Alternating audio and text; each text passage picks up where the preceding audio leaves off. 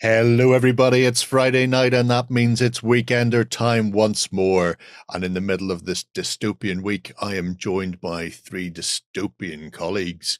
Warren, Ben and Justin join me to go through this week's news that's caught our eye. On top of that, one lucky subscriber will be in with a chance to win a copy of Bolt Action Island Assault, the two-player starter set from Warlord Games, courtesy of store.ontabletop.com. To be with a chance to win, you need to pop a comment below, be a subscriber to the channel, and if you do all the social media doobly-doo bits, that really helps us out. But otherwise, sit back and relax, because your weekend starts here.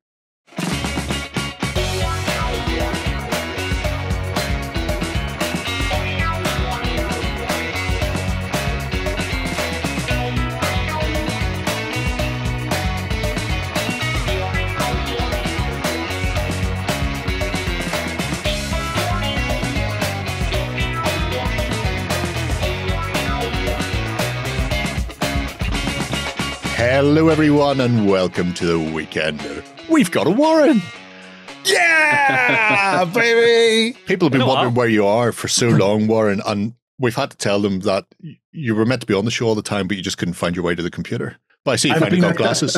I have been servicing the cultists. I've been servicing the cultists on XLBS. Yeah, I will admit, right, if you're watching this and you've never seen it, XLBS is probably my favorite show that we ever do because it's very free-flowing. I don't get hit with these big... It's like jazz. Detailed running orders that I get for these shows. None of our tightly scripted stuff. Yeah. It's full-on waffle. So XLBS is probably my favorite show. So if you haven't already, come across, become one of our cult. Join the cult games. And get stuck into XLBS. That's the way to do it. 30-day free trial. Don't forget. Oh yeah. Well, forget the free trial. Just pay and come and join us. But you can try before you buy. Stuck into the cult. Warren. First hit's free, man. It's way cheaper than a cup of coffee now, and it's way cheaper than being verified on Twitter. So, it's perfect. So. Dudes, it's been Dystopian Wars week. It has, yeah. And I am finally getting a chance to sit down to build some dragons. Building your, Ting. Yeah, it's a Tanglong. There's something in there. Actually, Warren, there's some new stuff that's came out in the office that might make its way out to you soon for more Empire. Are they the tentacles? Yes. Yes. They're in the box. They are earmarked for you. Yes. I am desperate. Here's where I'm at with this, right? So the Lloydie has went with the French in Dystopian Wars. And that makes me happy to my core because I am going to challenge Lloydie and destroy him with my tentacles. So in the Empire fleet, so it's Empire as in the Chinese and the Orientals, right? I really like it because it gave me a couple of opportunities. One opportunity is to try these new old but new to me flip paint spray cans from Green Stuff World, right? So I've got this kind of like a goldy ready kind of flip painty thingy going on. So I'm going to give that a go. So it'll make all my stuff look magical. Right. Just a quick technical note for those flip paints for you, just in case. Yes, you put them onto a black gloss coat. I know. Yep, I know. That's useful for everybody else out there because if they went and bought them and it didn't work, it's just like Warren said this would work. That's terrible. You're right. Terrible. Warren's terrible. Important safety tip there, Egon. Yeah, thanks for that. Right. Also, and this is where it gets really, really cool, right? The Empire fleet has ships. That's great, but it has mechanical beasties. Oh man! So I get these colossi. I get these flying dragon dudes, right? And I also get these mechanical squiddy tentacle things of awesomeness. Oh man, what is not to like about that? So the French fleet, can skip out of the water. It can semi-fly. So it's the idea to come up from below with your tentacles, shock them out of the water into the air, and then the dragons can burn them down. Is that it? Is it? Mate, you know my tactics. Warren pops up and the French go, "Quelle faire?" It's that and the fact that I know Lloydie has a certain fear of tentacles. Okay, right. Okay. Ever since we watched a show, it was an anime show, and it was called Hurtsy Bitsy Ditsy Gutty Hurtsy Dirtsy Nurtsy. And there's a scene in it where there's a monster and he's attacking something, and he goes, "Yeah, I have tentacles as well." And I just say it's classic. And it really, really impacted Lloydie. So now if I get tentacles on the table, I have a distinct psychological advantage. And it's great. Do you know the other thing I did this week? Go on then. I actually did some grown-up kind of adulty kind of stuff. Oh, that's dumb. Wait, you adulted? I did. So we're running a themed week on Dystopian Wars. Dystopian Wars is a full-on war game. Okay? Correct. There are loads of options. There's 8 factions. There's the full-on fleet. It is a hobby. It is something you can really get stuck into and explore all sorts of things. But when we're doing a themed week, it all goes by very, very quick. So those two things kind of meant that there needed to be a big squidgy me in the middle to bring it all together. So what I did was I created quick force guides. I don't know if you can find one and bring it up, because I'd love to show you it. I'm very proud of these. Yeah, I'm very proud of these. I have one question, Warren. Where's my union? It's on the way. If it isn't out already, it's by the time you're watching it, it might actually be out. So yeah. By the time this is out, it may well be there. Yeah. So you can see that. Grab your quick start force lists there.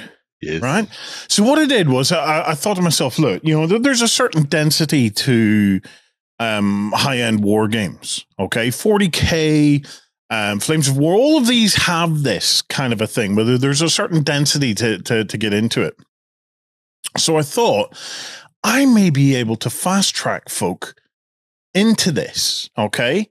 So what I did was I put my tentacles out and drew in all the knowledge in little bits and pieces into the one kind of quick start guide for that faction. So here's the crown. I had to start with a picture of Jerry. Basically what we have is the best looking of OnTableTop with the best looking of War Cradle. That makes sense, yeah. I will point out to people, by the way, that Chris realized how much of a disparity there was in height, but that was the lowest chair I could get and the highest chair we could put him on. Here's the thing, though, Jerry. It left room for the logo. That is true. Oh, that's harsh. Very harsh. Anyway. So what I did was I've created 8 of these 8 army lists, 1,200 point army lists. Okay, so this is a perfect fleet size to get you stuck in. The first 4 that I released earlier in the week were based on 1/2 of each of the 2 starter sets. Sure. Okay, so you could pick up a starter set, and you could pick up this guide, and this tells you exactly what to do. So it starts off by telling you what's in the list. I then do a little bit on the tactically how you play list, because I think that's always important and something that's often overlooked. Especially with Dystopian Wars, because there's so many ways you can play fleets. If you can have a very SRS token heavy fleet, or you can build one that's very gun heavy, or you've got a lot of choices in there. So, and I think for any new player to a game, whether you're a seasoned war gamer or not, to have a set of tips to say, look, tactically, here's how you should approach this. I then delve deep into the actual assembly guides, and I customized the assembly guides to only cover what you actually build for the list. So all the options and things like that you don't need are basically removed. Okay. So this will take you step by step through how many of each you need to build and what you need to put together and where you find it on the sprue. So that gives you everything you need for all of those bits. I then, once you get through that, there's a lot in that fleet, isn't there? Yeah, that fleet has a fair bit in it. I then extracted just the vessels that are in that army list, and I put together these little stat sheets. Now, I increased the font size. I do these things bigger. because I am getting old and I am really now struggling to read. I've got my new varifocals that make me feel really queasy. I've been feeling sick as a dog this week. Everywhere, whenever I'm walking around, it feels like the ground has lifted. So my legs are kind of stomping up and down. I look like Pinocchio, like a puppet, kind of trying to walk around. I've actually resorted to just saying I'm not going anywhere unless Andrea goes with me and she holds my hand so as I can actually walk around without falling. If I walk up to a door, the door does this weird thing where it just suddenly kind of leans back and spreads out like this. So hang on. It's all going a little bit Doctor Who, a bit wibbly wobbly, timey-wimey. These are, look, I was saying to Andrea, these were not meant for human eyeballs, but they're on mine, and so be it. But I'm really struggling with reading and stuff like that these days. So I suspect I'm not the only one. Nope. Because I know that so many of the war games out there now try to tightly compact everything into the smallest amount of space, and I literally can't read it. I literally cannot read it. So I've upped the clarity and upped the font size on all of these. So I just wanted to create you basically like a cool little army book. You can staple it together and just have it at the table and flick back and forth through it. So everything that's in your list that you need is there. I then pulled only the special rules that your list uses. Okay. So any special rules that are there are special rules that are just about your list. So again, no hooking through a pile as long as your arm looking for the specifics. Correct. Yep. So that has your special rules that are related to it in there. And then the next thing is I brought out all of the weapons that are in your list and put together a weapons table, just so as you would have a quick reference of the weapons, of their range or what the damage they do at each of the three ranges, and some of the qualities that are attached to the weapons. Which brings me to the next page, that only the qualities that your weapons use, I have pulled into this document as well. So whenever you see a quality, you can go to there and find out just what bomb or broadside or fusillade actually does. Then moving down, the last thing I do is I just pull together a very quick reference. Okay, so it's favorite. Based on the quick reference that already existed, but again, I'm just bringing it in, just restructuring it, just based on what I would find easier to understand. So I have how the game works. Yep. The card hand size, and you'll see I encircled the one in green because that's what this list relates to. Yep. You'll notice little signposts: rulebook page 12, rulebook page 25. What I'm trying to do is as you use this, you can start to refer back and forth to your rulebook and start to learn about the wider game and the myriad of options and things that are ahead of you. So anything that I felt was kind of useful, I tried to pull it together into that last little section of quick reference. Arc and range bands are very handy indeed. Oh, and then there's even like the attributes. Yeah. Actually puts in where they live. Mm-hmm. I think this is really handy for people who've picked up. I mean, obviously these first ones we did were based around the 2-star sets that are available for people. And I know a lot of folks were in some ways overwhelmed a little bit with the amount of choice they had within the sets. And I think this is a great way to kind of get over that stumbling block, to be like, there's loads of things for you to choose from, and you can make amazing and diverse and different fleets. But if you want to play this weekend or something, just get these downloaded, get the rule book, build these, and just have some fun with this. And then you'll get your hands on the mechanics and then go from there. So, and in my long number of years delving in and out of war games, right? Mm-hmm. One of the things that I've just discovered is sometimes you just have to get stuck in somewhere. Because there are no right or wrong answers when you're dealing with games of these levels of complexity or these levels of choice and options. Yeah. So there is no wrong or right answer. So what I tried to do was, right, there's 1,200 point lists. The next 4, again, they're not based on starter sets, but they're based on just a couple of the little battle fleet sets. Mm-hmm. not a massive purchase buy-in price to get into these, to get into 1,200 point lists, but these are great starting points. And heck, if you want to go elsewhere at some point after you've done it, that's fine. But you've had something step by step. You've had the legwork done for you.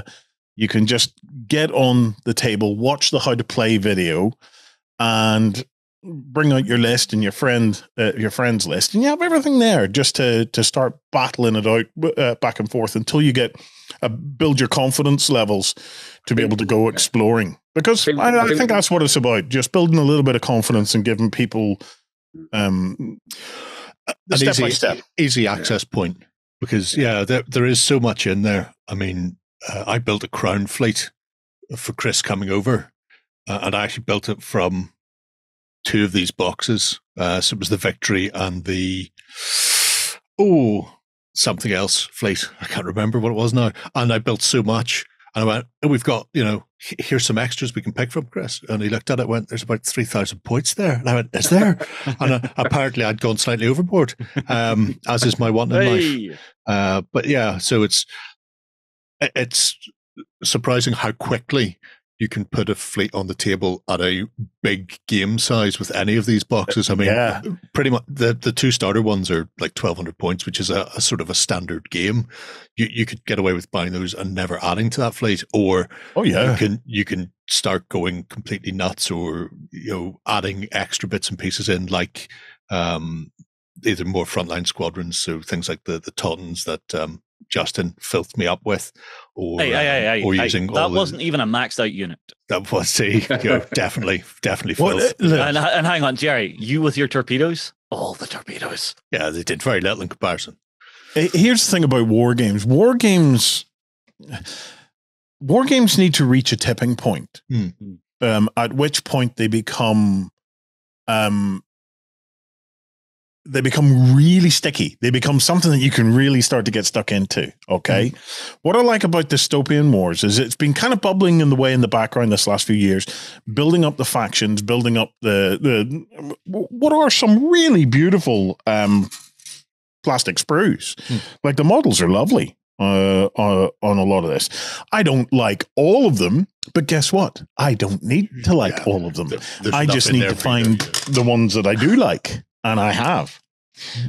But what is cool now is, you're absolutely right. 1,200 points. Pick up one of the 2 starter sets. So one is a bit more kind of air orientated. The other one is much more naval orientated.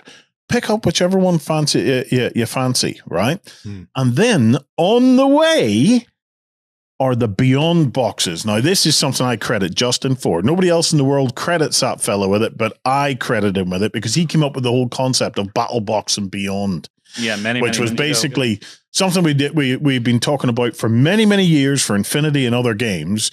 Was basically, look, this is your Battle Box, and then here's the next thing you can buy that is designed to add to that. Yep. So there's going to be 4 Beyond boxes, 2 per starter set, that then flesh out those fleets. So I think on the Imperium fleet, there's like the big stompy robot, the Hawkmeisters. Why would you be in a boat when you can be a robot? Yeah, I know. Pacific Rim. Warren, or the exploding bugs. With what you've created here, it does something that I think is incredibly important for a war game. It gives every one of your friends group a balanced experience coming into the game together. Because say you don't like what's in the 2-player starter boxes, it doesn't matter because the other 4 factions have been catered for with this. Yeah. So even if it's 3 of you and it's just like, oh, well, we're going to split the starter box, and there's you on the outside going, well, what do I do? Well, here you go. Grab whichever of the factions you like and go nuts. Yeah. Look, it really is a case of, this is not something that was just inspired by Dystopian Wars. This is something that I've been thinking on and off about for the last few years. It's you'll know I delve a little bit behind the scenes in game design, right? And part of the reason I do that is to keep my hand in on terms of how you communicate about a game, because a game is not an easy thing to communicate, because more often than not you have a number of mechanics that are in synergy to one another, And you can't communicate them all at once. You have to try and find your ways to break it down step by step. This just was an opportunity where I just thought, right, I'm going to do it. I'm going to have a crack at this and see if I can produce these guides. And I'll show you. I'll show all of you. Yeah. I will do it. I believe in this concept, and I believe in this concept for a lot of the fantasy games out there. For 40K is crying out for one. So yeah, we have the 8 basics in place. And that may be it. That may be the only ones we ever produce. I'll look at keeping them up to date, because the rule set does get regularly looked at by Warcradle and by the Warhost community that they have on Discord. So I'll do my best to keep them up to date. I'm tempted to try 2 other things if the community at large finds these things useful.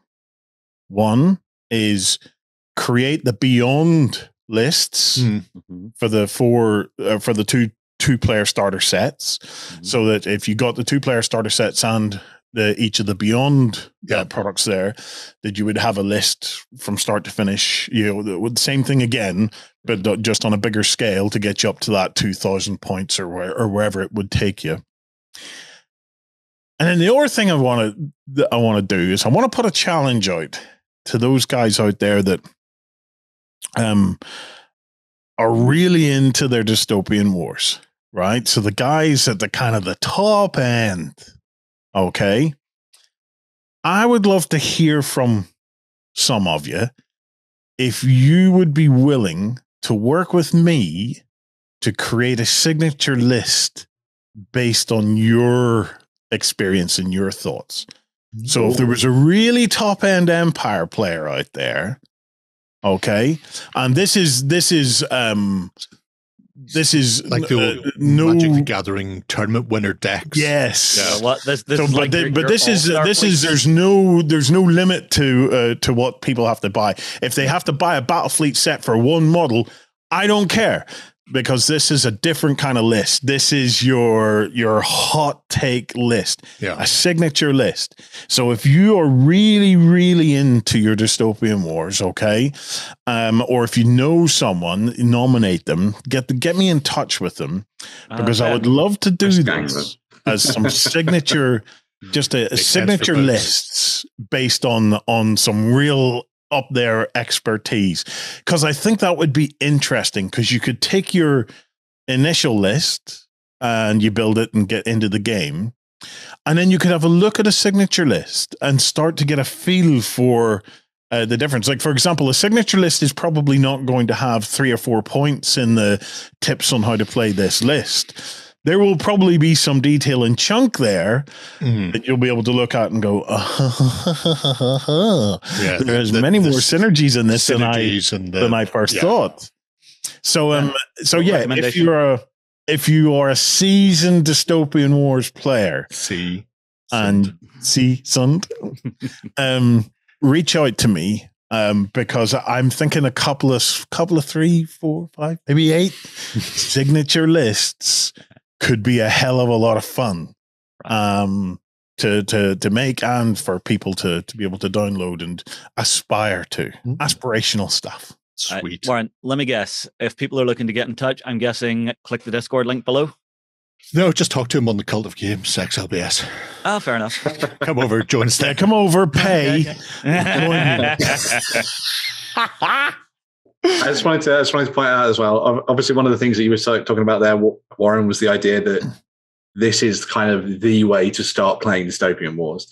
A way. This is a way to start. But if you are interested in the game, that hub is going to be there forever. So if you're coming at this, a couple of weeks down the line, a couple of months down the line, and you're watching this video for whatever reason, and you want to dive in and check out and learn how to play, there's all those videos there. There's all those faction guides. There's painting guides. There's everything that you can. Yeah, what we're going to try to do here is it's something.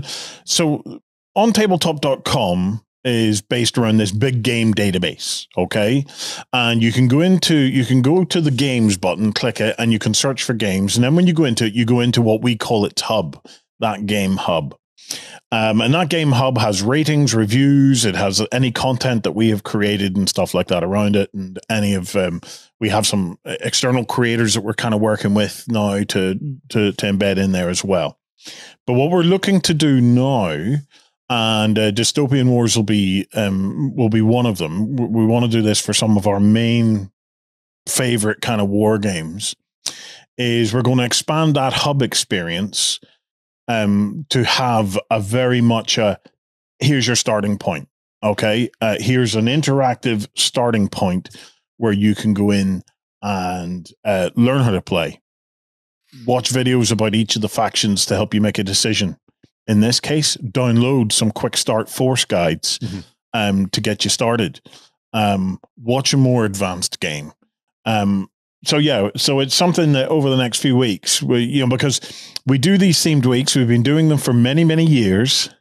But what I want to do is I want to try and make the next series of themed weeks that we start to produce over this next year evergreen, much more evergreen, and much more accessible. So that if you're coming to it at any point, or if you a new person joins your club, your store, your friends group, you can basically just go, I have a spot where you can go and everything you need is there and easy to find. So that will be our next bit of experimentation, Ben. Trying to create the ultimate jump off point for games. Or jump on point. Well, I don't want people jumping off before they've jumped on. Whenever I'm saying jumping off, I'm thinking about, when you're jumping off a plane to go parachuting. Oh, no, never do that. No. Normandy. Well, that's okay, Justin. You won't get me on a plane. But jacking off, no, that's a whole different story. Oh, no, hey, Warren, I remember the last time I saw you on a plane. The headrest in front of you, man, I felt bad for it. I was just like, you crutch. Man, it is, people don't realize how hard it is to be me. Me on a plane, you will literally see white knuckles because I spend almost the entire flight hanging onto the headrest in front of me, squeezing and gripping with my head down, looking at the floor, sensing every millimeter of turbulence. There is far more turbulence when you're driving a car. You could not put a drink down if you were driving a car. It would go all over you, right? An airplane has a fraction of that turbulence. But if I'm sitting on an airplane, the tiniest little movement, an air hostess farts at the front of the plane and I feel it. It's like, oh, man. Yeah, but this is why... Stop it, Justin. You're taking me to a bad place, and I've just been in a great place. Well, here, because you always have Dr. Jack when you're there. Yes, I self-medicate with some Dr. Jack, yes. And I do join him. This is what you're missing on Cult of Games. It's a bit more on topic and on brand than we normally are on Cult of Games. But right, shall we break into the most important part of the week, which is, of course, our Indie of the Week. I didn't know you were going to do it now. I didn't know you were going to do it now. Can I do it? Can I do it? It's been too long. Am I allowed to do it? Sure. Yeah? Yeah. Everybody, it's time for Indie. Oh. Indie. Indie. Oh. Indie. Indie of the week. And this week, we're going to be looking at it after the news. Oh, shit. So I did all that for nothing. The build-up, the tension. But what I do want to say before we get to that, because the Indie of the Week later on is a kind of a blend of indie and 3D printing. So we're putting it there.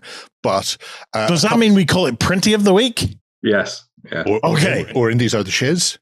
Or indies are the shiz. Yes. It's entirely up to you. But what I would like to point out is a couple of our previous indies, and along with a couple of other indies that we haven't looked at yet, because there's a lot out there, have got together to do a thing called Indie Winter. So currently there's a set of stores, so Bad Squiddo, so Annie over there. We have Exit 23, do some fantasy football, and also have some interesting bits and pieces with the likes of Turbo Dork Paints. Fenris, purveyors of awesome fantasy stuff. some beautiful terrain, and they also import from another indie who's based in America, so they're the UK distributor, Fugu, who are one of Jerry's favorites. is my favorite. Yeah. And Second Thunder, who I picked the open combat rules up from a little while ago, specifically for a completely different indie, because I got some miniatures and I was like, I need rules, and then found these and was like, excellent. So all of these guys together are currently running a thing called Indie Winter. If you go to any of them and use the code IndieWinter10, you'll get 10% off for all of November.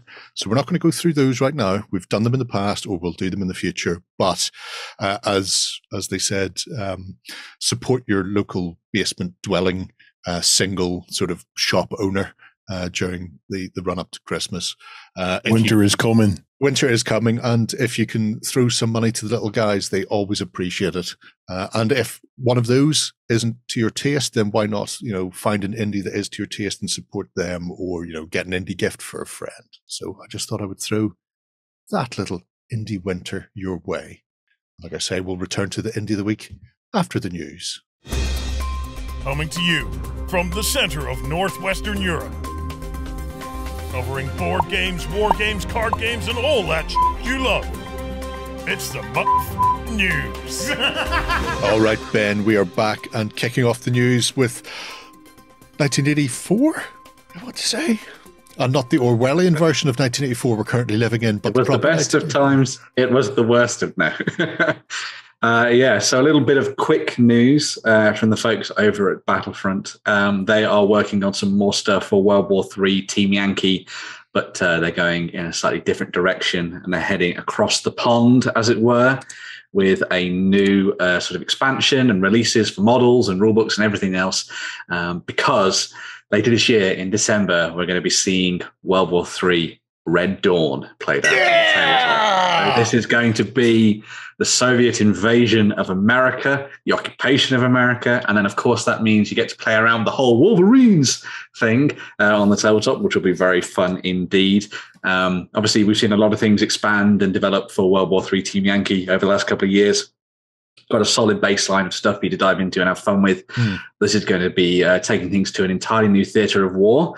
A little bit of guerrilla fighting and all that kind of good stuff as well, which will be fun to see. If you're interested, we've got a Patrick Swayze, mother. That's the real question. Yes. Will we see Patrick Swayze? And I would love to see a special miniature released with the kind of core set or something when it releases in December with Patrick Swayze. And before any smart arse gets all cocky and says, based on recent events, they're going to be easy to beat. The Ukrainians are on their side in this timeline. Well, in 1984, Ukrainians would have been coming in as well, so we were up against some stiff competition. And Patrick Swayze there, and he was the stiffest of all the competition. See, I have a question. Is it the original, the remake, or the Australian ripoff? No, it'll be original. No, it's original. We only talk about the original. Time, It's, There's no Chris Hemsworth here, so that's... I loved Red Dawn. It's an amazing film. Oh, it was amazing back in the day. I watched a documentary about it recently. Yeah? Because this is the sort of thing I get up to. And originally it was written as a anti-war, mad nuclear disarmament is key, warning from the future. And then they got the script, and then they got the director, and the director went, yeah, no, none of that, and sort of rewrote it to be like a feel-good America! Yeah. and then the US Army went, actually, this sounds great. We'll give you all the tanks and bits and pieces that you need. So they got involved, and then they started making notes like, you need to drop that from being like an 18. So there's a lot of killing in it, but there's very little blood on screen.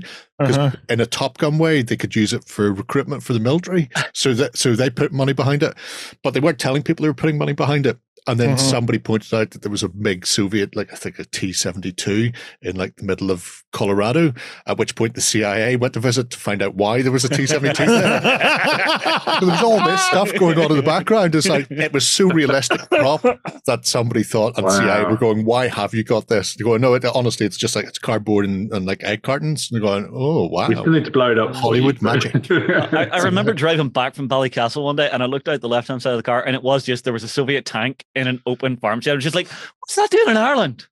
They've arrived. They were never far away. But yeah, I'm excited to see what Red Dawn does, because I think it'll be really fun. Yeah. I liked what they did with it wasn't actually 4 Band of Brothers, but they had the Tukoa sergeants and stuff for World War II for the 101st, and they had very specific rules for the individuals. So you had Shifty the sniper and stuff in Flames previously, so they could, if they wanted to, they could do the little Wolverine group as well as little super elite crew, especially with the new command cards and things like that for the latest editions and things. Yeah. I have to wonder if they're going to maybe lift some of the rules out of the Korean theater for, like, you know, hidden ambushes and stuff. If you remember years ago, we did some stuff on that. So if you have like partisans and stuff, they already have like rules mechanics. All I know is I want bows with grenade arrows on it. That's oh man, this is going to be awesome. I can't wait. Imagine fighting through suburban America. Every McDonald's is I'm going to have to. We'll have to have a gaming day somewhere. And we'll get hot dogs. we'll have actual hot dogs and Twinkies and Budweisers. It'll be great. Right. So that's our Red Dawn plan. Take it out of the back of the truck, and it'll be perfectly American. Warren, what you do is you organize an event here at the studio. We get in touch with the local cinema. So on the Friday night, we all go watch Red Dawn, and then the next day we're building Red Dawn. Then the Sunday we're playing Red Dawn. Dawn of Justice. You could be onto something there. Right. You could be onto something there. Because we have had. Did you know that the Playhouse Cinema has reopened? So the look of blank expression across all your faces. Port Rush one? Yes. So in Port Rush, right, we had a little tiny independent cinema that opened in the 1920s or the 1930s. It was called the Empire, and then it was later renamed to the Playhouse.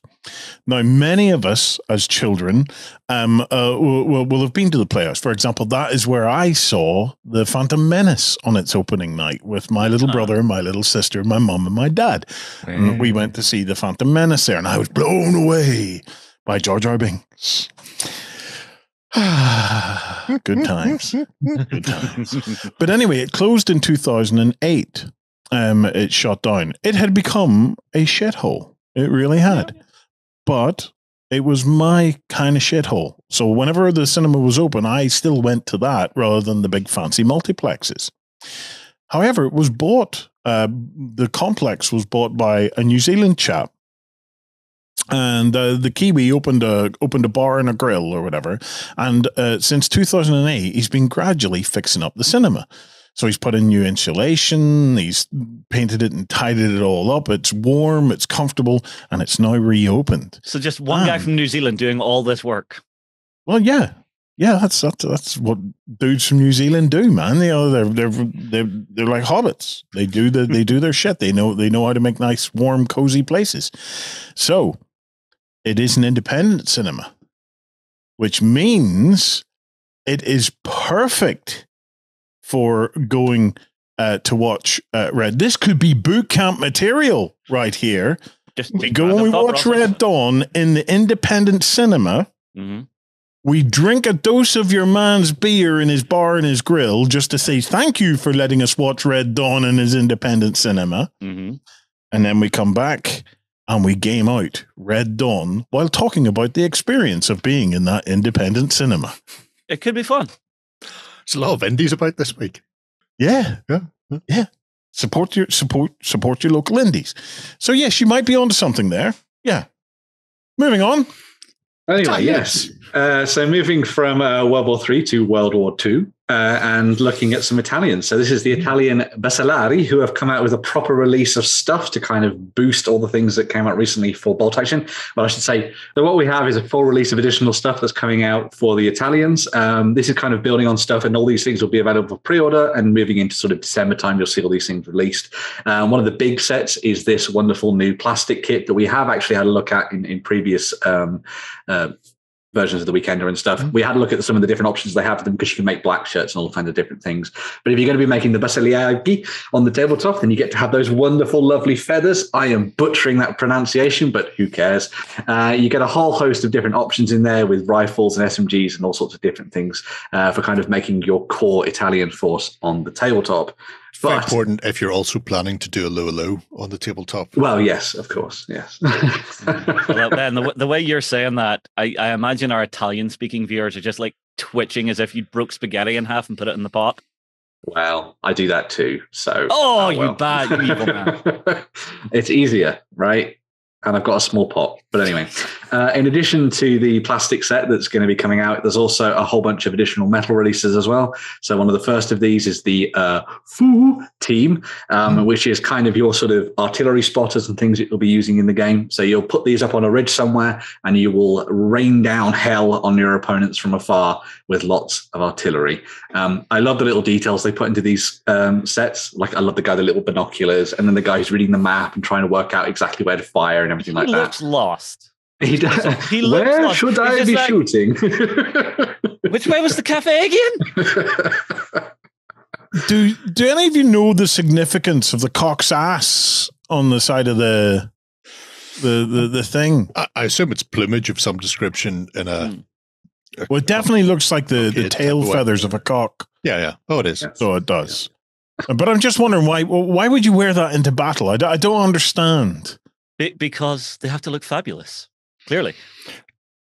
I imagine it's a hangover from. Yes, I would imagine it's from World War One and previous carried through. Yes, yeah. So whenever you had the tall hats with the big plumage on them, that type of thing, they're late when they've got the cockade on. But surely, if they charged into battle, they would always hang right. Surely, having a cock's ass hanging out the side of your helmet would create wind resistance on this side, which would gradually rotate you, and you would end up almost outflanking yourself. It's a guy running. I doubt if they're worried about aerodynamics. Everybody running is worried about aerodynamics. Have you seen what Olympic sprinters wear? No. All right, I'll get you one, and we'll model you in it. No. We're back to regularly scheduled programming, folks. In addition to the metal kit there for your kind of artillery teams, kind of looking ahead and trying to spot out where they're going to be blowing stuff up, you also have the Elefantino 47mm anti-tank gun. This was another pretty awesome bit of kit for the Italians. It was very easy for them to carry around and set up in different places. So it was really, really good for kind of ambushing enemy tanks and taking them out from afar. And as I say, they were expert gunners and stuff as part of the Italian force here too. So, a lot of those things, a lot of those myths about the Italians, about them just running away and all that kind of thing, that doesn't apply to these elite guys. These guys were proper kick-ass soldiers. And as we move into kind of one of the next metal kits as well, one of the things I really liked about this one and learning about some of the history. So this is the 100/17 Modello 14 medium artillery, apparently. Nice. And you can get this for the Bersaglieri and also for your standard Italian army. These guys weren't just fighting in kind of the Mediterranean stuff. The Italians also did a lot of fighting on the Eastern Front against the Soviets, against the Russians as well. And one of the interesting things about that I learned is that these guys were so good at their job that they would basically iron sight firing the artillery at the enemy. So there was no kind of calculations. They just knew what they were doing and could angle the artillery in exactly the right way to take out what was coming towards them, which I thought was amazing. Really cool stuff. But yeah, so if you're looking for some elite Italians to use on the tabletop, you've got some more options that are available to pre-order right now from the folks over at Warlord Games, and there'll be a lovely addition to your armies on the tabletop. And also, don't forget, if you want to fight in an entirely different theatre, you could also win that Pacific War set as well that we're giving away this week. Yeah, very cool. If you want to go island hopping, it's interesting to say about the iron sighting stuff. When they lost to Brook for the first time, they couldn't get a lot of their weapons out, so they broke the gun sights off, so they couldn't be used. And then the Australians just sort of eyeballed it anyway. It's just like sounds exactly like what they do. They weren't artillery crews. They were told, kind of, get on these guns. We'll use these to stop the incoming armor. It's just a big rifle. Here's how you reload. And just kind of point them down range, and just kind of manhandling it between. When you're sending out high explosives, it's more of a to whom it may concern situation. That's true. That is true. Well, really, it is one of those. If you have it in generally the right direction, it's going to scare somebody or hit. It's going to have some kind of an effect. If you're not getting kills, you're certainly suppressing something. It's pretty much how they did it. There's some great pictures of Australians with essentially half smashed up guns that they've been, sort of press ganging or forced into using to try and defend Tobruk. Although I heard a fantastic one from Shay recently. Have you ever heard of Wurczeg, the Polish artillery bear? Yep. I've got one. got one for Flames of War in 15mm. They released one. Yeah. You've heard of it, Warren? Yes, I have, yeah. I just find it insane that, a Polish artillery crew finds a bear cub, adopts it, feeds it beer and cigarettes, and it just becomes an ammo runt.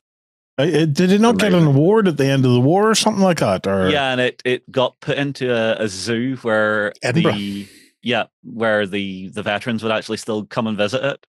And I think they feeded cigarettes. And I thought that was a really cool story. There's nothing stranger than the truth when it comes to war. Yep. But sometimes there are stranger things in fiction. So moving away from smoking cigarettes to smoking laser cut wood. Oh yeah. We have some awesome stuff from the folks at Blacksite Studios. So this is a set of 3 terrain pieces that are going to be available up until November the 11th. So you've still got time to pick these up, but they're kind of based around the spooky season. Yes, we had our wonderful Halloween show last weekend, but we have a whole bunch of stuff that is still coming out because it's not time to talk about Christmas just yet. So we have 3 sets. So the first of these is Firehouse number 8. You might recognize where this is from. Does it have a pole? Yes, there is a poll, yes. Does the poll still work? So it has, obviously, as you can see there, you've got the 2 different stories, you've got the roof access, you've got the pole, you've got everything, all the doors work on the front and also the shutters on the windows, so you can have some really nice time tinkering around with that and using it alongside some miniatures. As you can see, there's even a few being shown off there. I think these would be perfect alongside a lot of the kits that you can get from the likes of 7TV, sorry, Crooked Dice for 7TV and that kind of thing. So you could dive in and have fun busting some ghosts with that building, which I think is quite nice. Makes me feel good. I would love to do like a New York Metropolis table. I think it would be amazing. Really cool. I think it would be really fun to build. Really good. Alongside that, we've also got the Sundown Drive-In Cinema. So you can watch Red Dawn. So you can go and watch it again.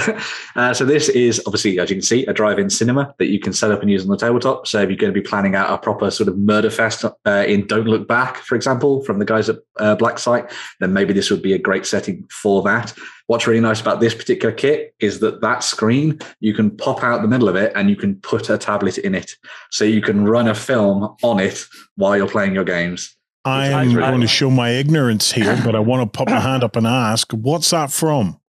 I have no idea what film this one is from, which is really annoying me as well. But I'm sure it's from kind of some slasher from the 80s or 90s. I would imagine. Just recognised any of the films being shown. If you know what that's from, please post in the comments below because I'm really curious.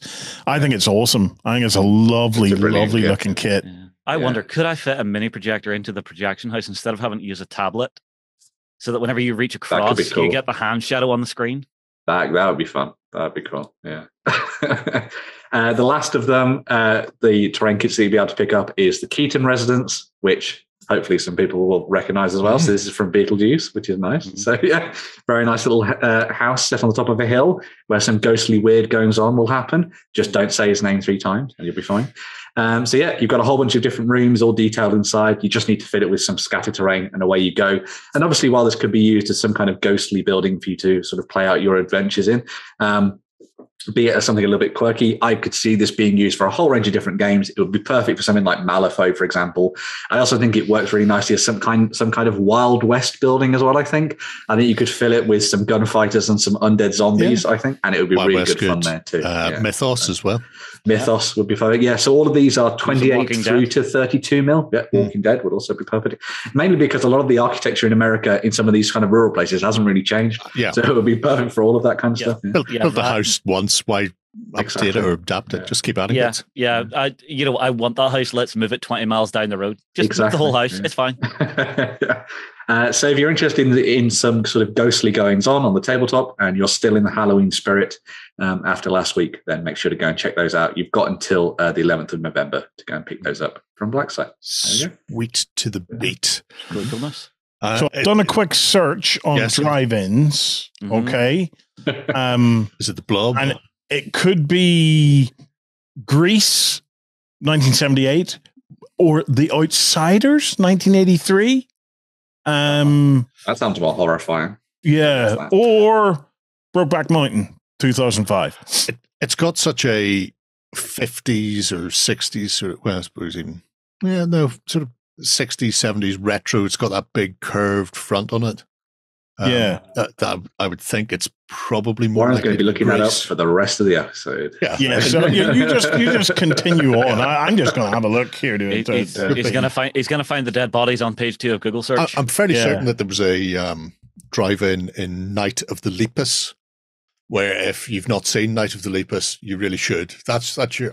All I'm going to say is giant killer rabbits. Is that your home? Is that their homework for? That's their homework. Go and watch it and be amazed that was a horror film. Right. I'm just saying, it's the cutest horror film you will ever see. Yeah. Oh no, it's a giant bunny. It's eating very small bales of hay. Anyway, but yeah, there was a drive-in in Night of the Lepus. Anyway, right, I digress. Infinity. Yeah. So we're going to be moving on to a little bit of sci-fi stuff now. So these are the releases that are going to be coming out from Culber's Belly for the World of Infinity, which is wonderful, in November 2022. We're starting things off with a gang buster. As you might have imagined, they like busting gangs. So this is a new release for the O12. So if you like your kind of sci-fi space police from the World of Infinity, then this is the way to go down. You've got a really awesome kind of hacker type to sort of dive in there and sort of mess around with everything. And then you even get those 2 wonderfully cute remotes. They look like little tiny goat bots. One of them's going to chain you with the tubes. Hands? Because goats don't have hands. They're just blasters. Pew pew. Or they just punch people in the face. No, just punch people in the face. But they're meant to look like hooves, aren't they? Look at the height of them. They're punching below the belt. Let's be honest. Because that's a lot of balls being knocked off. So, there we go.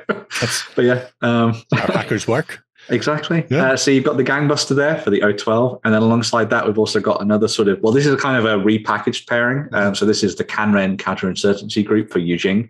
So this again comes with hackers and all that kind of stuff you'd use in your games alongside the Yujing forces. Why would you be hacking stuff if you didn't have someone behind you with a very big gun to look after you, is what I say. Or big gun to the back of your head going, hack it faster. Exactly. Yes, that's also the way it might go. Yeah. One of the nice things about Infinity, though, is that you've got a really nice selection of very sort of narratively focused missions that you can dive into. And Dire Foes Mission Pack number 11, yes, they've gone 11 so far. Failsafe is also going to be available for you to pick up. This features Pan-Oceania versus Yujing, where that agent on the left has been sent in to investigate a shipping company that is definitely not shipping just nice things. Clearly shipping weapons for Yujing. And so they will stumble into that rather awesome looking fellow on the right-hand side who's got a few things to say about someone who infiltrates their location. And then, of course, because it's a Dire Foe set, you get that really neat sort of special miniature as well. So you've got a pilot from one of the cargo ships.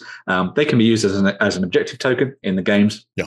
Basically for the Dire Foe mission pack if you want, or you could use him in a whole range of other games as well if you wanted to. And if you're playing the Infinity RPG, another perfect character for you to use as one of your hero models as well, perhaps. So something fun there as well. He's a cheeky looking chappy. Yeah. I really like the Dire Foe sets. I think they're fantastic stuff, and they help sort of cement that kind of narrative side of Infinity, which I think is really fun.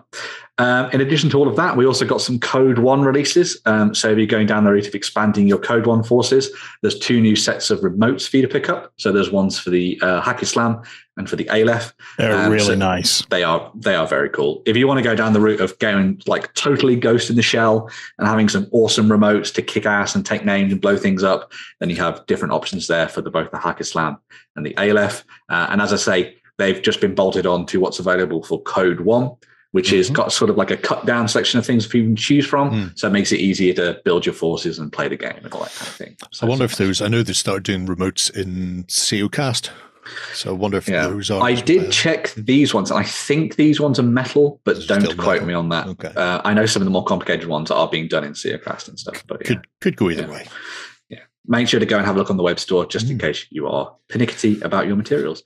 And finishing things off for Infinity as well, and also talking of Code One, a whole bunch of their releases are now available for both Ariadne and the Nomads. And these two sets, while a little bit more pricey, will basically get you everything that has been released for Code One.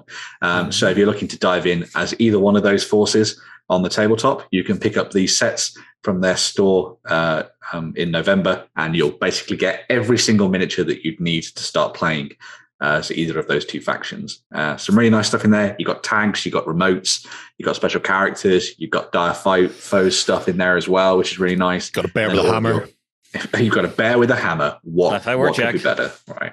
Yep. See, there he is. Exactly. That's what happens when you give a bear cigarettes. I'm just saying. Never get them addicted to nicotine. Otherwise, you'll get lamped. Exactly. With a massive hammer. This is why you need the guy in the mech suit, because that's got to be his handler. I don't think anything could handle a nicotine-crazed bear. No, nothing could. No. Yeah, those are two stonking packs. Yeah. Very nice stuff there. As I say, a little bit more on the pricey side, but if you're fully dedicated to just diving in and making Code One your game of choice, I mean, having everything there gives you plenty of options. Yeah, so that's always important in the game, and at least means you go, well, I know I've got everything, so you can tailor your force and not have to worry about going elsewhere.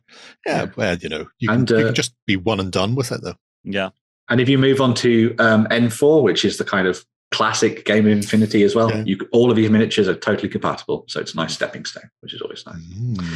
Sweet, like candy.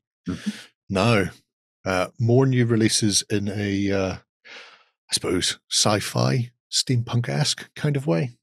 Well, yeah, I guess so. Well, we're moving to the traditionally fantasy world of Warmachine, but this is the kind of updated look for the Dusk House Kallyss, which is the kind of evolution of the Retribution of Skyra and the people of that faction within the world of Immoren. So we've got a few new sort of previews for what's coming up for this. So this is the preview battle force that's going to be available to purchase from this weekend, basically, from the folks at Privateer Press. If you're diving into Warmachine, it comes with Hazaroth, which is the character on the left there, alongside the Eidolon, which is on the right, and then the Ghast Warjack, which is the light Warjack in the center.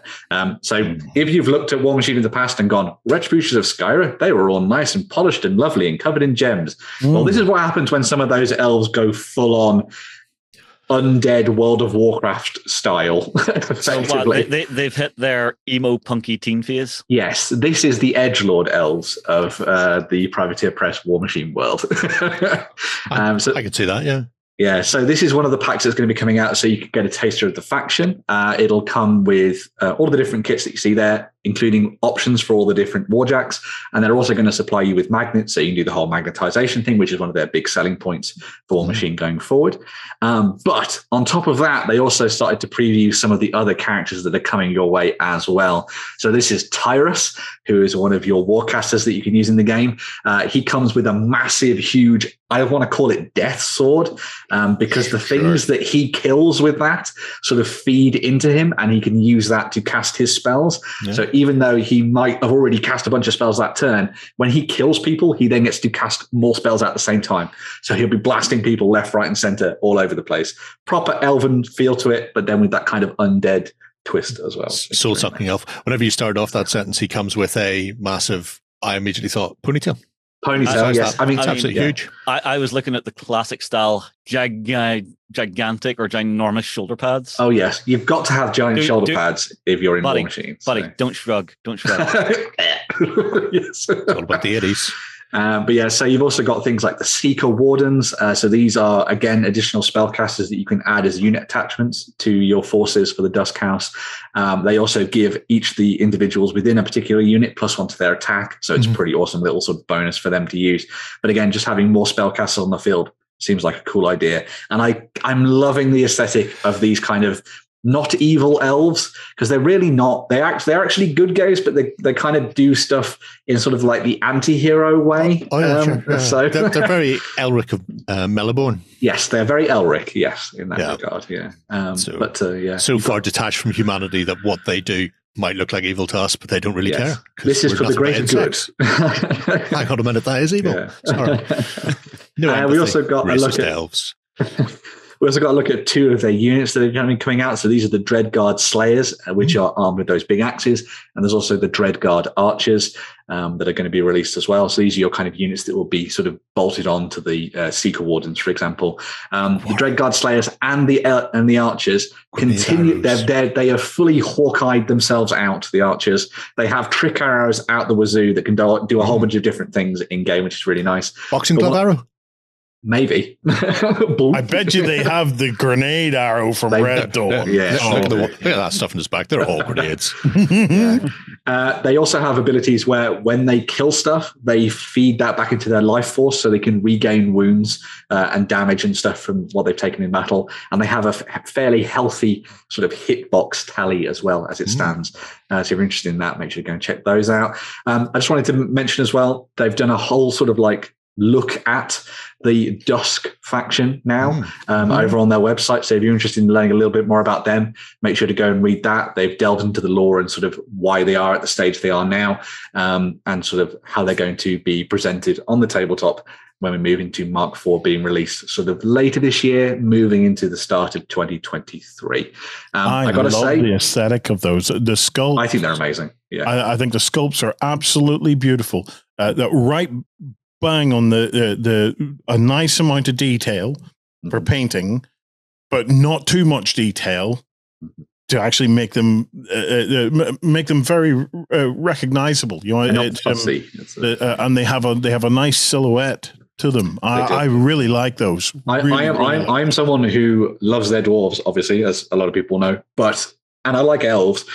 But these were the first of the factions that have come out for Warmachine Mark IV, where I've gone, I would collect those. Yeah. Like I've seen the Kallyss stuff, kind of cool. Sigmar, yeah. Orgoth, yeah, cool. You're sort of evil guys. But then those, I was like, oh my God, anti-heroes all the way. I'm going to go down that route. That sounds amazing. I'm sorry. I'm a Sigmar boy at heart. God, the storm raging within you. So poetic. Yeah, well, it kind of explains John being, the one who's always after Kedar, icy, dead little heart inside him. Oh, there you go. Yes. A shard of flint. Yeah. But moving on from sort of the fantasy world of Warmachine Mark IV and sort of what they're bringing to the tabletop and Private Press, we also have some stuff coming up from Games Workshop because, of course we do. The weekly releases keep on happening. And moving into this week, we start off with Warmachine? That's a Freudian slip. We start with Warhammer, the Horus Heresy, and the edition of the Liber Imperium book, which is going to be coming out for pre-order this weekend. So if you would prefer not to play as Space Marines during the Space Marine Civil War, then you can perhaps instead pick up the Solar Auxilia, the Sisters of Silence, the Legio Custodes, the Custard Boys, and the Officio Assassinorum to use on the tabletop. Of course, you could use these alongside your loyalists if you would like. Very happy. But yeah, if you want to go down the route of playing the Imperial Guard, but back when they looked cool, then this is the way to go. Sorry, John, I know you like 40k Astra Militarum, but never mind. So yeah, you'll be able to pick up that book, which comes with rules for all of that. In addition to that, we've also got these miniatures that are coming out. So we'd seen previews of these previously, but this is the Venenum Assassin, which, as you might have guessed by the name and the COD Latin, delivers venom. Right, to your opponents. Of some sort, okay. Yeah. I wasn't trying to sing the Eminem version of the Venom theme tune then when I was going with that, but there we go. We've also got the Vanus Infocyte Assassin. So if you want to play around with your enemy's technology and turn it against them, you can go down that route. Might be a lot of Dark Mechanicum showing up soon, so this would be a good way to mess around with them. And then finishing things up, we also have the Adamus Assassin, which is kind of classic style assassin for use on the tabletop, kind of an inspiration for what you might see from like the Eversaw and stuff going forward it feels they used to just have assassins before they split them into the houses. And they released a model like that. He was just standing, pistol in one hand, sword on his back, that ninja mask. Yeah. Way back, like 88, 89 sort of thing. Yeah. I'm guessing you have two in the attic. I've got one, but he does have an He's stalking episode. someone. Needle pistol. which the other one didn't have. He just had a bolt pistol. I will say, I do like that he takes the same amount of time as Batman to do his makeup and does a little black makeup around the eyes, just so when he pulls on the mask, you can't see all the whites and stuff. Otherwise, you'd look insane. People just look at him and go, ooh, you're a bit creepy. Yeah. The assassins are not alone, though. Yeah. So talking of the Solar Auxilia, which are kind of like the badass boys of the Imperium back during the day, we have a couple of different sets. So one of these is the Surgeon Primus, Avios, Jovan, and Medicae Orderly set. So Jovan was a Medicae who was put in prison for the way that he dealt with his patients, for want of a better word. He was then let out by one of the Imperium because things were getting a little bit desperate with that old Horus rocking around. Wow. And so now he's back on the tabletop and back in the war, sort of doing what he can to keep the soldiers of the Solar Auxilia alive, whether they like it or not. So he'll be hacking things off and putting all sorts of different things in their place. As you can see by that poor guy who's on that sort of mechanical stretcher. Yep. I'm not sure whether or not he's pleased or a little bit worried, but he's got some things. Thing was, he wasn't injured in combat. Yeah. No, he just happened to be the right size. Yes. To donate a leg to a more high-ranking officer, which you can't see. He's just off to one side, lying on a stretcher on the floor. They've got a real like World War I or Napoleonic feel to them. I really like it. Yeah. I am really digging the aesthetic. They have a real Dr. Giggles feel to them. One step away from doing something criminal in a basement.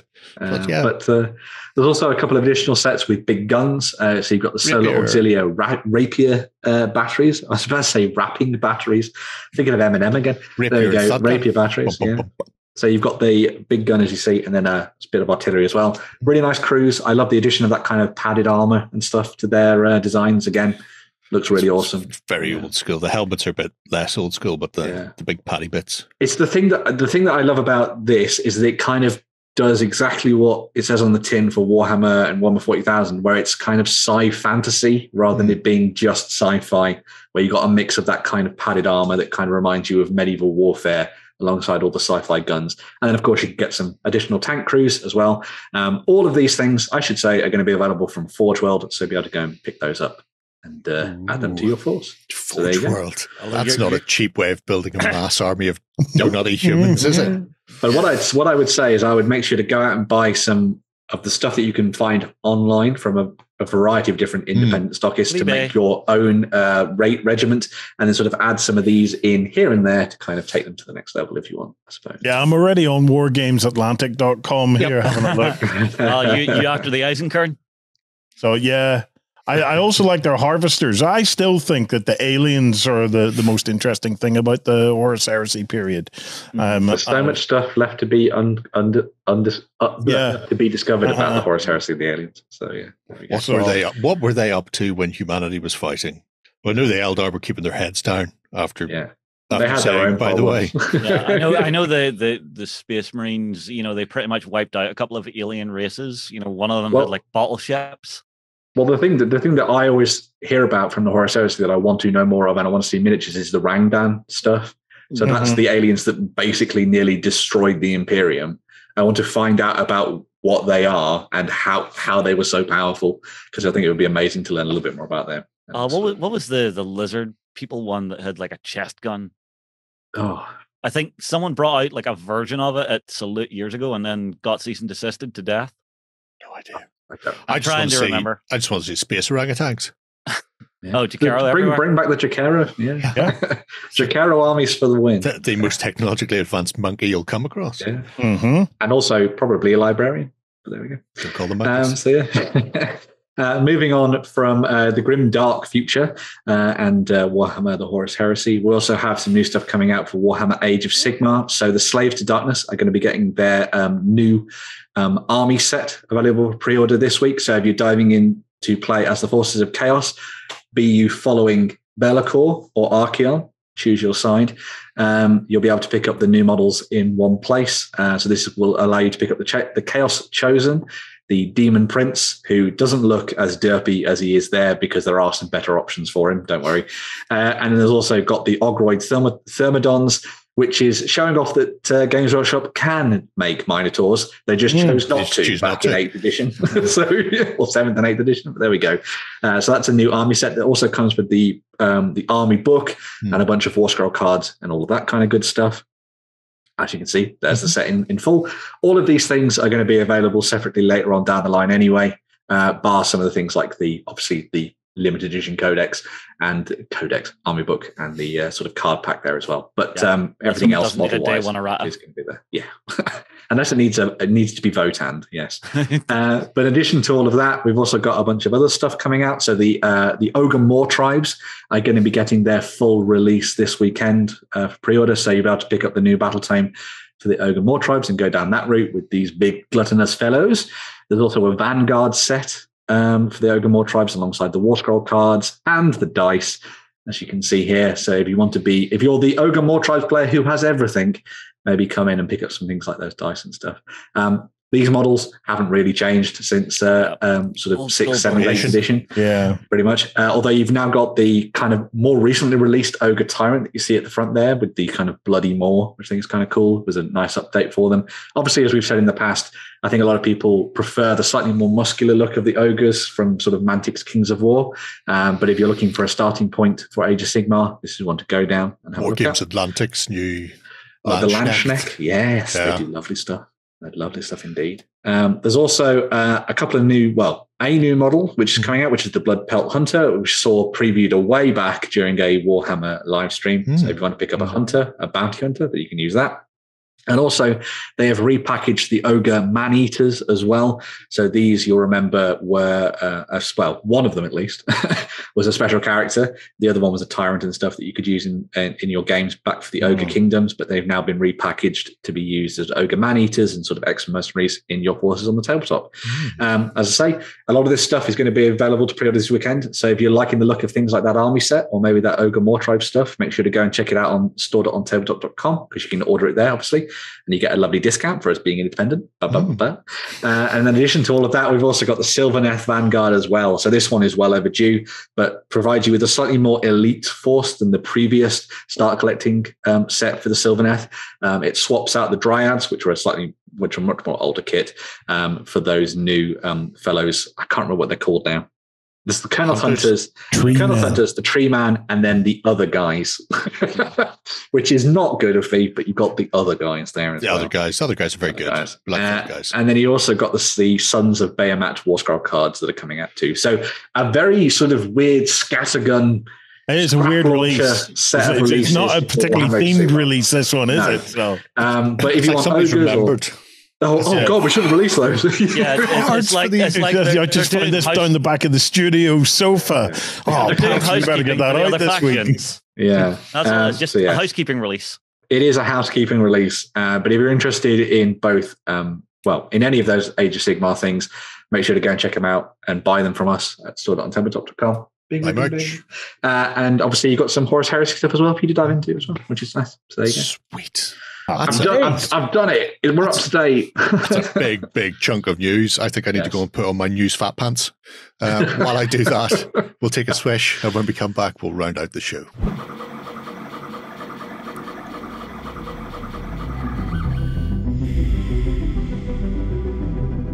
It's Printy Indie of the Shizweek! Yes, it is. Oh, man, a round of applause. I wish I had a round of applause every time I talked. There we go. In my head, I do. In my head, I do. Jerry, mate, look, all you have to do is ask. There's not enough people around me. And when I ask in an empty room and I get a response, it creeps me out. Jerry, it's simple. If you ask, Justin will give you the clap any day of the week. It's not a problem. Good times. I'm Good clean. times. I swear I'm clean. Right. Our indie Printy Indie is DM Stash, with the very clever idea of print, paint, play. So this is a mixture of the RPG side plus then the miniature STL, and you can buy any at all of it. So if you want the miniatures, you can just get the miniatures by themselves. If you want the printed material for the RPG, so the campaigns and the like, which are all 5e based, you can just get those on their Todd. Or if you want to, you can get a bundle of it together, or even a monthly subscription, which I think gives you a reduction in the price. That's not me bouncing back and forward. That's their hyperness bouncing back and forward. Yeah. So I'll just say that now, right from the very get-go. However, I think we'll start with physical prints, just to show that and what goes on with it in its life. I think I'm going to have to show these to John, because he's been trying to do like a miniature agnostic warband of Dragonborn. Yes. Yeah, he's been picking them up here, there, and everywhere. Dragonborn? Dragonborn. Oh, Dragonborn. All right. Oh, okay, right. There's Warren, man. Get that mind out the gutter, buddy. I thought there was a whole new subculture I was missing out on there, my man. Oh, there is. I've just come off the back of House of Dragons, so I probably would have been into that. I mean, Rule 34, man. Rule 34.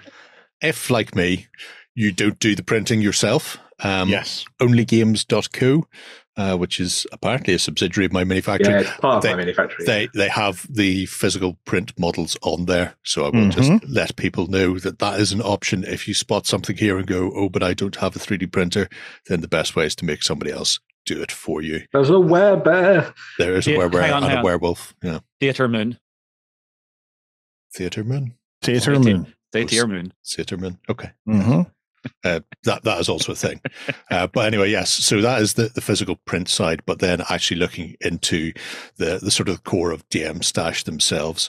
So the RPG packs, they're monthly releases, and they've only been going since the start of 2020, not even the start of 20, I think the first quarter of 2021. So they've got like 9 packs from last year, and then they're up to, they've just released November's this year. So they're still relatively exciting and new, but as you can see, each one is sort of themed. So you've got the Thawing Dead, Call of the Moon pack, which is very Wolfen based, which I'll open because I know Ben will want to see it. Elemental packs, whatever it happens to be, it's all bundled together for the 5e adventure that they've sort of put together as well. So if we have a look at September's, you can see here the sort of state of affairs. So every pack is the same layout. You get your miniatures, you get a full A4 scenario adventure, whatever you want to call it, 2 big A2 maps generally, and then everything you need is ready there to go and throw your I was going to say your opponents, but your players, if you're a GM, they're not opponents, they're your friends. Throw your friends into there and not kill them up in any way, shape, or form. But they've an interesting. Look at them minis; they're beautiful, aren't they? Hell, the detail level. They've an interest. Not every mini has the same sculpting style, so it looks like they've got a bank of sculptors to put together the stuff for it. The barbarians and the werewolves, I was really blown away by. I mean, I think those are actually barbarians. Why not? Why not both? Type of thing. The only way to tell is by their belt buckles. Hexagonal. Hexagonal. You're correct. Look, rar. Oh. So, Barbarians then, yes. Barbarians. But I also like the fact that they include things like these busts as well. So whether, if you don't play with miniatures but want them sort of kicking around in front of you, you can do that. You could use them as initiative markers when you're in combat. You could set up a little board and have those to show who's in the right initiative place. Back and forth. That'd be amazing. I like that little owl. It is basically Leshen. I reckon if I took that owl into burrows and badgers, he would decimate everything. I reckon he'd eat everything. He'd eat the lot. Probably. It looks like some kind of forest construct, though. It does. It's got like the thorny wings. It's a bit thorny, yeah. It's got a lot going on there. And then, like I say, the book itself is in there as well. Nice. So it's interesting. They don't do the physical miniatures from here. If you're buying from here, you're only ever buying the digital STL files, yeah. But they've got some interesting stuff. Fallen Empire is quite nice, and obviously everybody loves Darkwing Duck. So presumably, when it says the Darkwing Conspiracy, that's what they're talking about there. But they seem to have been creating a world of their own. It doesn't look like it's tied to a specific realm for D&D. Instead, it seems to be one of their own because they're starting to build. There's like a Griffin knight sort of faction, like paladins, sort of kicking around doing stuff, and they seem to have been working on this sort of. Well, here we've got Romans versus witch hunters, which is it's exactly what you want to see. Yeah, it's very good for Grantha as well. There's a lot of detail going on in that Roman shield. See all that verdigris or filigree? Yeah. Filigree, verdigris. So help me out here now, because that will fit into late early Roman Empire. Yes, that would be your early Imperial, late Roman Empire, Constantinople's. The tobacco in a fantasy world, all history is correct. But I particularly like the. I like the bard. Oh, why would you like a bard? Nobody likes bards. Look at that one. He's drunk. He's drunk and just about to either kick a door open or explode the village, which are bards. That's the two things they do. Yeah. Yeah. Although I have recently discovered the absolute ridiculous power of a death cleric. Oh yeah, death clerics are terrifying. Yeah, but basically I've figured out I can do like 100 square meters on the game board of just napalm. Pretty much, yeah. It's the way of the future. What was quite go to that middle one there with the pig. I like me a pig. The pig one. We'll come to your pig one in a minute. Yeah. The Almorathi Menace campaign. I do like this. I noticed that on the one of the newer ones, they put up kind of the level appropriateness effectively for the campaign. Yeah, for the numberings. Yeah. But I was wondering, I couldn't see it on some of these, so maybe they've gone like, maybe we need to add that to some of the later ones. But I think it's really cool. Yeah, you're right. Certainly the earlier ones, I didn't notice anything for level appropriateness. There's a bit of an ingenious design. If you scroll down, that sculptor managed to actually create a model that was both a model and a bust at the same time. Yes, it was. Yeah. Although I do love the character standing on the ballista. Yeah, that is cool. Who's standing on a ballista? On the right-hand side. Oh, yes. It's entirely possible she's about to be fired across the deck from one skyship to another skyship. Yep.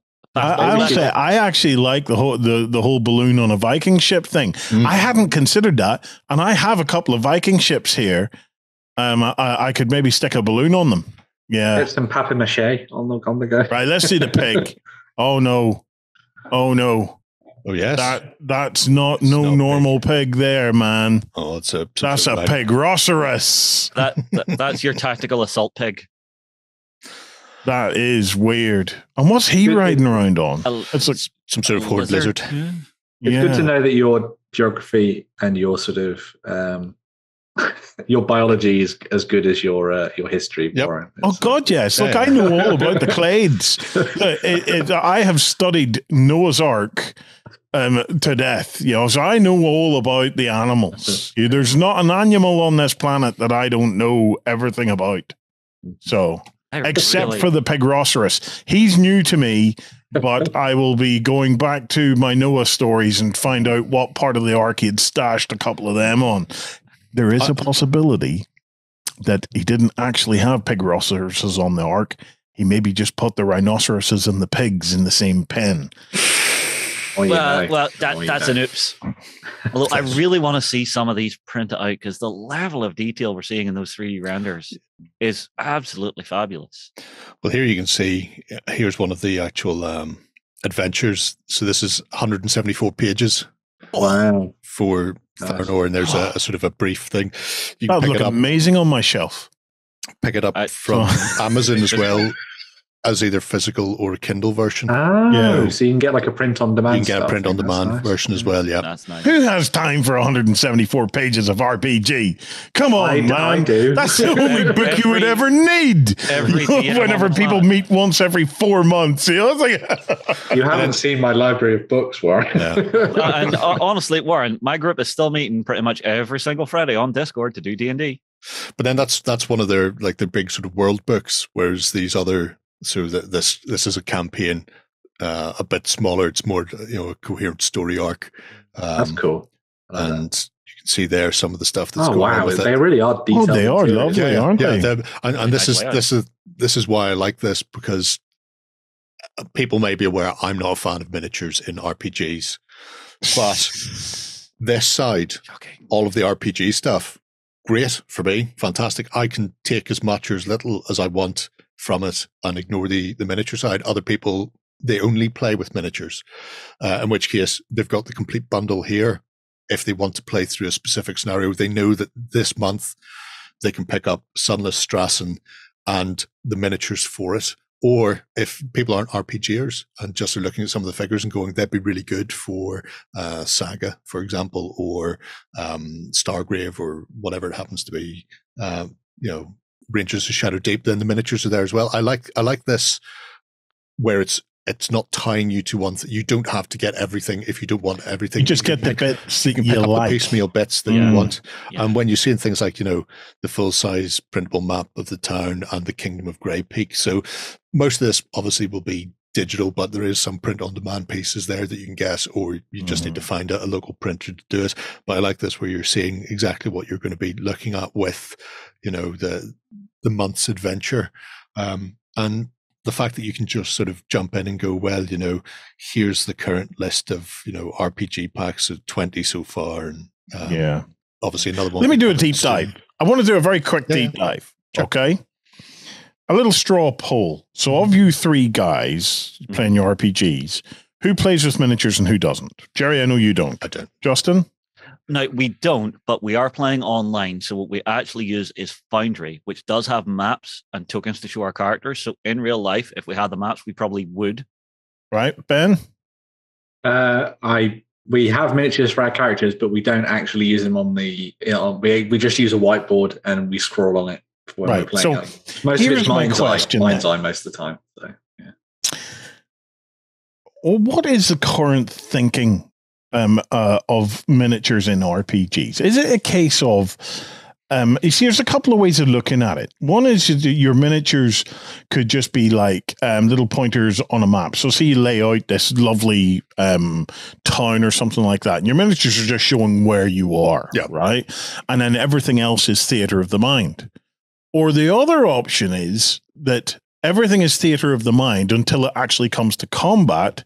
And then combat, I suppose that'll be more 4th edition D&D, then combat is actually resolved almost like Kingdom Death style, where you zoom in then. So, I suppose there's no right and wrong answers here, but what is the current trend of miniatures in RPGs? It tends to be more or less what you just said there, specifically for the sort of the 5e crowd.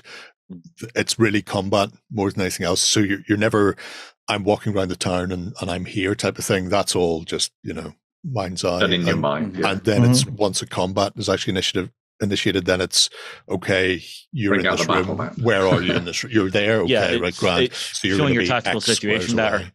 To actually show the barbarian in the middle of a... To me, the opposite would appeal more. I would far rather have this gorgeous looking layout and your characters are just pinpointing about where you are. So you always have a sense of location, a sense of idea of where you're at in something. And then combat and stuff like that, all done in theater of the mind, where you can do your chandeliers and stuff. Yeah. Yeah. I know some people are more au fait with that. And if you put a new player down and go, what are you doing? It's easier for them to go, well, I'm here, I'm 3 away, I can move in and get a quick attack, and my quick attack does this, and it becomes a more like a skirmish game, but it's easier for them to pick up on it. Sometimes taking a new player and going, you're in a combat, what are you going to do? And they're just having to try and imagine it.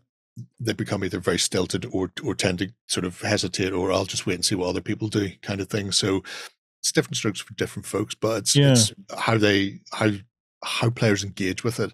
I know I have some friends who start off playing with miniatures and they're very mechanic driven. They don't think about what else is in the room. What can I do? Can I pick up you've said there's a table knocked over. Well, there must have been stuff on that table, so I'm going to scoop up a sugar shaker and wing it at the barman's head. nobody told me it was there, but I'm going to assume because we're in a cafe and the tables, there must have been one on it. Whereas other people look at it and go, well, I'm behind the table, I'm in 3/4 cover, therefore it's a -3 for him to hit me. Yeah. You know, it's just how they parse it. I'm not one of those maths people. Well, I mean, okay, something we do for our Curse of Strahd campaign. Now, it has a few different types of maps. So, Jerry, I've sent you a link showing some of them off. One of the things I find really useful is your world and like region maps. That's what places me in the world more than anything more, not the minutia of where am I really in the town, but it does have that as well. Yeah, I was about to open something else, so this is going to throw me a complete curveball. Sorry, Jerry. One of the things I think has come up is a lot of people use, for example, Critical Role is a primary example of what people are kind of introduced to D&D with nowadays, more or less. Mm-hmm. And they see a lot of the time that they've got this big setup with really nice Dwarven Forge terrain and really beautiful miniatures and a huge stash of things that Matt Mercer has put together to use on the tabletop. Mm-hmm. But they don't use any of it. Well, they use it in the combats and stuff. But the thing that I always remind people of is that when they started out doing that for Geek and Sundry, they just did exactly what everyone else did, where they had maps that were drawn out on square checker paper, and they had none of the fancy stuff. And so just remember that you don't need any of the really nice, big, expensive stuff. You can play with a whiteboard and some tokens. Do we maybe take it that doing all the miniatures and all the terrain, it's maybe just another aspect to the role-playing hobby? Well, yeah, that's true. This is some of the maps. But I'm just trying to work out what the general trend is at the moment for miniatures in. As Jerry said, I think the general trend is you'll if you're going to use miniatures, you're going to use them specifically for the combat scenarios. Yeah, and in addition to some terrain or maybe just a battle map, and then a lot of the time that's it. So this that we're seeing on screen now is kind of what I like, because you've got the big map of Barovia, right? And that lets you know where your party is and kind of where they're heading to. And if you're doing, like, say you're someone who role plays the actual travel time between. And recently we saw a Kickstarter where there were like random encounters and stuff you could have while traveling. Having maps like that I find are really good. Having stuff in a town map situation, your DM can go, okay, so your trader's here. You've got some houses, say, up on this little cul-de-sac to go and search. Which one are you each searching?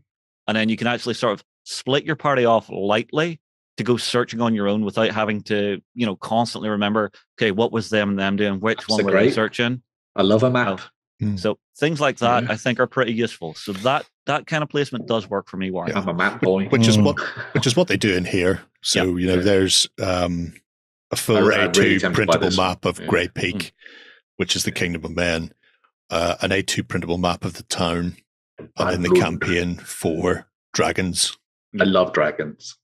Really? You've kept that under your bushel, haven't you? I mean, look at that. There's a new. There's not. There's a new book coming out from Draco Studios, who we have done stuff in the past, which is all about dragons. It's about the Dragon Bond world. Oh my god, looks amazing. But anyway, these also look great. Just an interesting company putting together a sort of a one-stop shop, depending on really cool. on what really you fancy doing. So interesting. What is your preference for miniatures? People in the comments, let us know. So, Did you start playing with 4th edition, which was just a tabletop skirmish game? I did. Unfortunately, I have to admit, I did. I'm a 3rd edition boy. So, Warren, first role playing game. Homemade. Okay, homemade D&D. So fair enough. Yeah. Right. There's always got to be one, hasn't there? Yeah, it's the best way. Best way. But there you go. So DM Stash, you can visit them on Patreon as well. So like I say, if you want to sub to the monthly, you can get the stuff a bit cheaper and a bit earlier as well. Otherwise, you can just pick and choose to your heart's content. Did you win one of our prizes? Find out on our prize claim center over at OnTableTop.com. Here we list all our previous prizes and those who have won. If you see your username, fill out the form to claim your prize. All prizes must be claimed within 30 days. Rounding off the show then, a couple of Kickstarters. Now, first one is a bit of a departure. It is Free League of many RPG game fame. I've decided to make a tabletop skirmish game. Yes, we were talking about this recently. What? Nice. They obviously have been doing Mutant Year Zero for years. A lot of them got into it. It's a big fan in Scandinavia. And they decided that they would jump into the world of skirmishy game via the medium of Mutant Year Zero and one messer, Andy Chambers. Who he is. You may remember him from making such war games as Starship Troopers for Mongoose. That's right. That's the only game I'm going to talk about. Why are you laughing, Ben? Why are you laughing? But the idea behind this is it's a coffee table style game. So like Walking Dead, you're playing on like a 2 foot by 2 foot game. So it's very low impact. So cool. But it's all about the sort of the characters. You're not going to be playing with massive gangs of mooks to be chucked out there and butchered wholesale. It's about the weird and wonderful characters in this mutated post-apocalyptic future. Ooh, I highlighted everything. Well done, me. Ducks is my favorite. Ducks is good, but there is also an angry badger and rabbit, or even robots as well. So, yeah, it's a relatively small, self-contained little skirmish game that uses some of the mechanics from the Mutant Year Zero engine as well. So if you already play the RPG, the actual tabletop game has that sort of dice pool mechanic, except it also works at the extremes. So normally it's 6s only for your dice pool. This has multiple dice sets. You've got like your skill dice, but then you also have artifact dice that could be the weapon you're using or things like that. So you'll have a couple of different dice pools you build, and then 6s are great, 1s are not so much.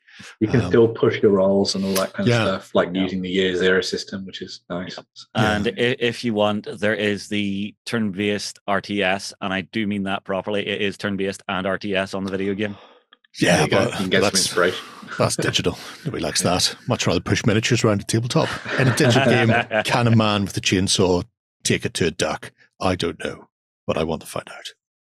That's cool. But yeah, it's interesting because they're aiming at a sort of a 2-player skirmish, but the initial set you can pick up is either 2-player or up to 4. Yeah, you can get the expansion that add onto it. Yeah, and it's all about playing with these sort of weird characters. As Andy did a little live stream with some of the guys from Free League the other night, and he says if there's less randomness, then there's less flavor, and what he likes is weird and zany things to happen on the tabletop and give you the feel of the factions or the place you're playing in. Doesn't like sterile, because when you get the things like chess or checkers, they're probably the most balanced, but also some of the least interesting if you're not working on a IQ of 180 plus.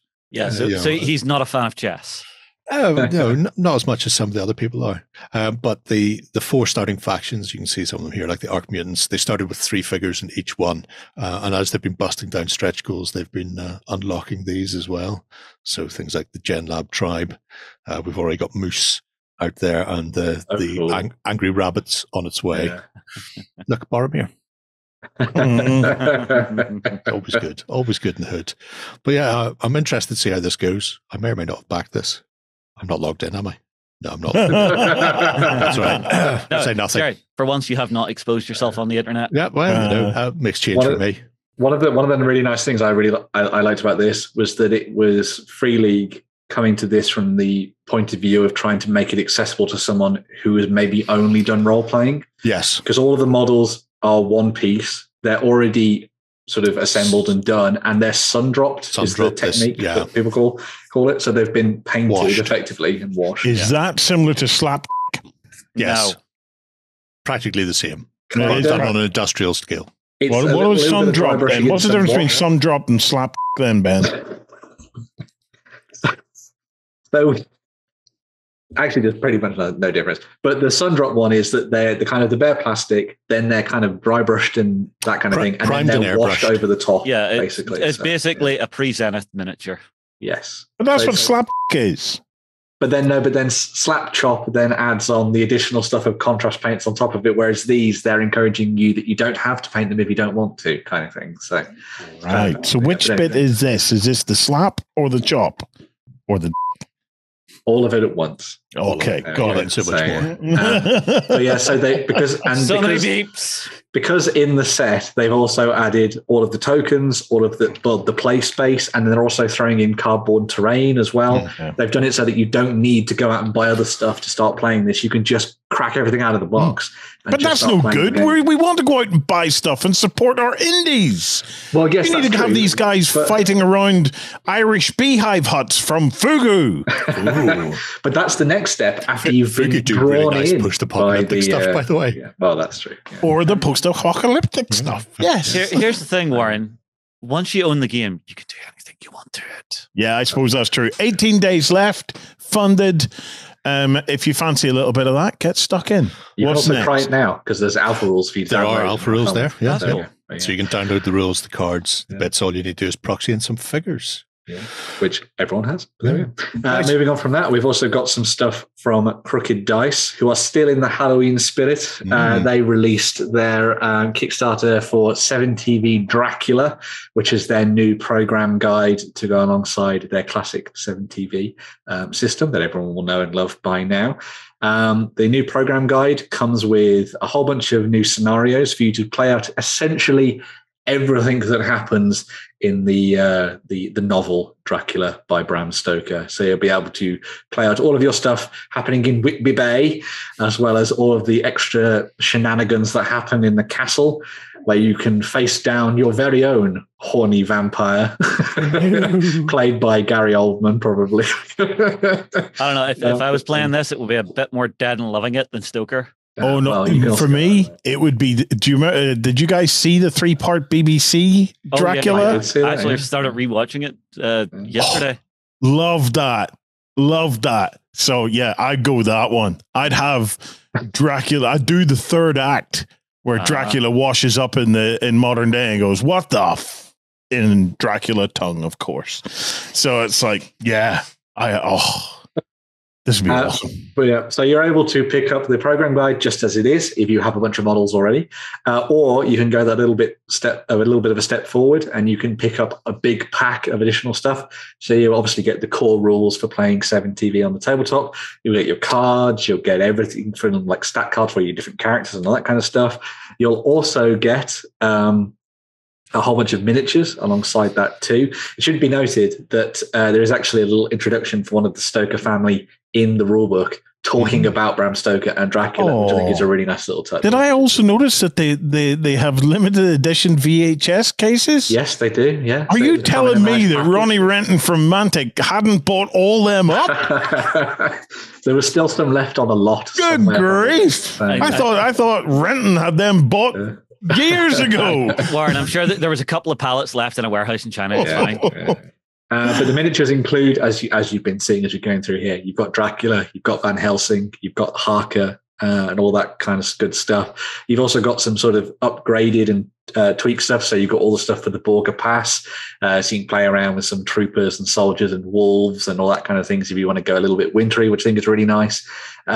This is a really fun little set for you to dive into and basically just play out the adventures of, these vampire hunters and Van Helsing, but going up against Dracula and stuff on the tabletop, which I think is really nice. And obviously 7TV is a great little system that's been worked on and upgraded and updated over the last couple of years and turned into something pretty awesome. Answers our question about where you can find classic Gothic Victorian. Exactly. That big thing that we talked about last week. Yes. Why is nobody doing this? Well, 11 days left on that one, guys. So if you fancy a little bit of Dracula, suck some blood, get stuck in. Funded, ready to go. I think that's us, boys. It does seem like it. We shall return on Sunday for our cultists. You'll be able to ask Warren all the questions then. No, they won't join us. Not this Sunday. I've done this, so somebody else has took my seat. Warren, don't forget, you will see the comments on the Sunday. You will. Yeah. I bet. Look, I get up early on a Sunday. On the Sunday, do my wee typing in my phone. It won't be on the screen, but it'll be there lurking in the background. So. Watching. Having an affair, and I'm going, no, just with my cultists.